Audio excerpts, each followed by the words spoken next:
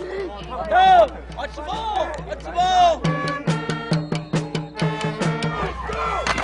That's enough for an Eagle. First down. It's Friday night in the small community of Afton, Oklahoma, and the Eagles are up 12-0 against the Yale Bulldogs.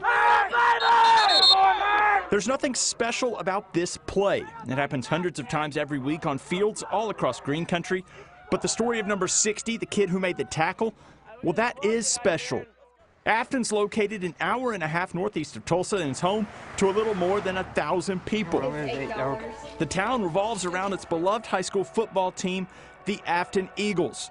That number 60, well, he's Kaleb Mackey.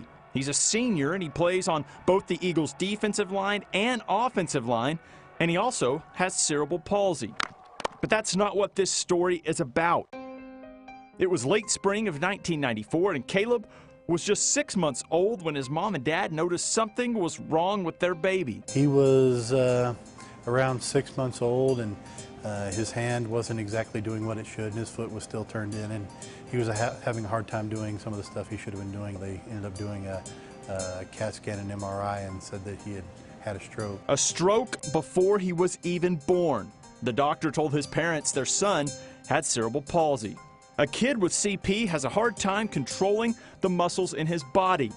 With that diagnosis, Kaleb's long journey began. I took him to all his, his physical therapy appointments, and, from not being able to walk even, until he was over 2 before he was taking steps by himself.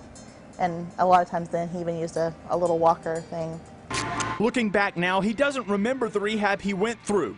It would be football that would provide the first hint that he was facing issues his friends were not. When I first started playing football, it's probably when I noticed the most that putting on just little things like putting on my pads, I had to do it differently, and it was harder for me. Instead of becoming discouraged, Kaleb learned how to live with CP, but being one of 6 kids, it wasn't always easy. He's always had to try really hard, and I'm only like 19 months younger than him, and so growing up, I learned to walk fine, but he had to struggle to do that.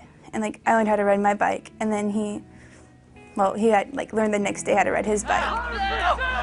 Kaleb's 17 now, walking and riding a bike. Well, they aren't a problem anymore, and neither is taking on opposing players. He's learned how to overcome obstacles that to us are simple, everyday tasks. I gotta put myself in situations that I can handle, like just everyday things that people take for granted. I just have to do them in the same things that they do. So. I really learned how to tie my shoes. That was a hard struggle, but I can do it now.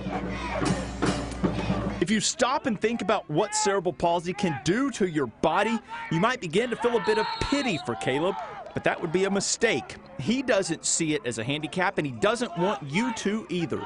I've never looked at it as a handicap towards myself. I just feel that I have to do everything that everybody else has to do, and it just might be a little bit different, but I get the job done. Handicap, I see wheelchair and I see sticker in the window. Kaleb won't even walk on crutches when he's hurting, so no handicap.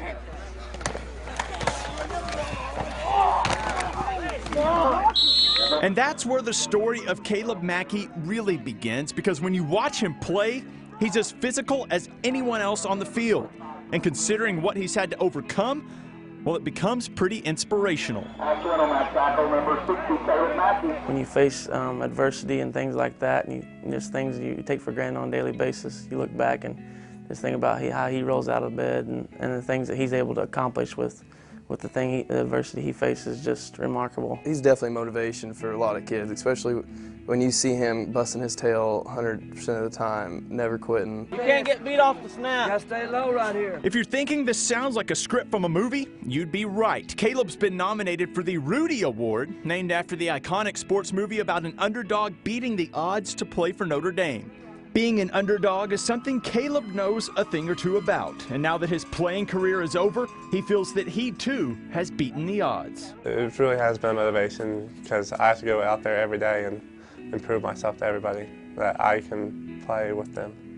You feel like you've done that, though? Yeah, I feel like I've done that. But unlike Rudy, Kaleb has no plans to play football in college, and now that his playing career is over, he's focused on becoming a college student. I see myself going to college, getting into an engineering program, and having a normal life. There's nothing about Kaleb's story that is normal. From learning how to walk and tie his shoes to learning how to ride a bike and then to play football, it's all been a struggle, and it's all taught those around him a thing or two about life.